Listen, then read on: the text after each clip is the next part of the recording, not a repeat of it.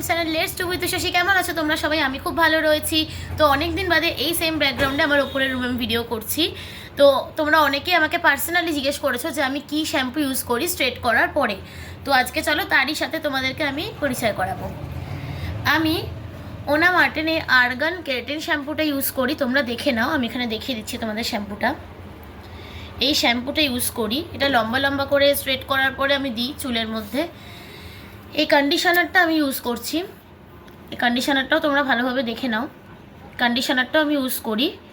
তো এইটা আমি দিয়ে 20 মিনিট রাখি। তারপরে আমি ইউজ করছি এই সিরামটা। 20 মিনিট পরে চুল একদম ওয়াশ করে নেওয়ার পরে যখন একদম হালকা ভিজে থাকবে, পুরোপুরি শুকনো না, হালকা ভিজে, তখনই এই সিরামটা জাস্ট একটুখানি করে দেবে। এইটা আমার সব মিলিয়ে 2800 টাকার মতন পড়েছে। এই 3টে সেট আমি তোমাদেরকে দেখিয়ে দিচ্ছি। এই যে এই দুটো, ঠিক আছে, তারাও আমি এই সিরামটা তুলছি, আর এই সিরামটা, এই 3টে সব নিয়ে, ঠিক আছে, দেখে নিয়েছো।